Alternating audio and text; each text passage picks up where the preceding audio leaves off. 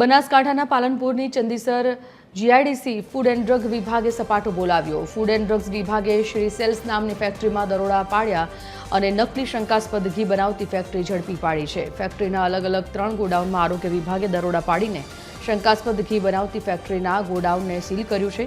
આરોગ્ય વિભાગના દરોડા દરમિયાન ફેક્ટરીનો માલિક ફેક્ટરી બંધ કરીને ફરાર થઈ ગયા। ત્રણેય ગોડાઉનના બહારના ભાગમાં ઘી ભરવાના ડબ્બા ખાલી અને બોક્સનો મોટા પ્રમાણમાં જથ્થો મળી આવ્યો હતો। ફૂડ એન્ડ ડ્રગ્સ વિભાગે પોલીસ સાથે રાખી અને ગોડાઉન પર કાર્યવાહી કરી।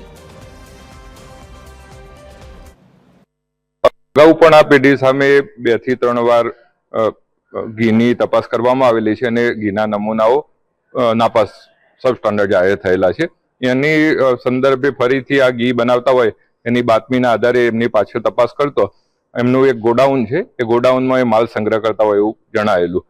તો એ ગોડાઉનની પણ તપાસ કરતો ત્યાંથી ગોડાઉનના માલિક એ નાસી ગયેલા।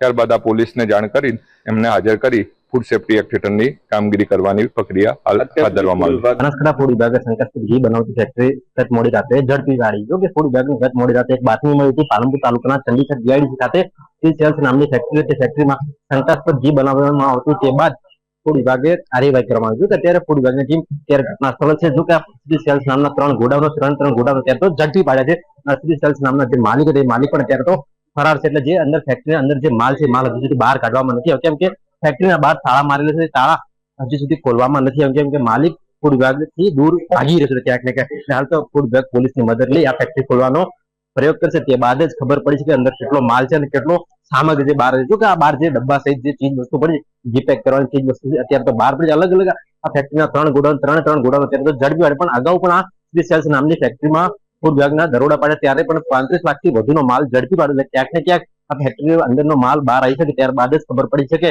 અંદર કેટલો માલ છે અને કેટલી સામગ્રી છે। અત્યારે તો ફૂડ વિભાગ કાર્યવાહી કરી રહી છે। વિક્રમ ઠાકોર, TV13 ગુજરાતી બનાસકાંઠા।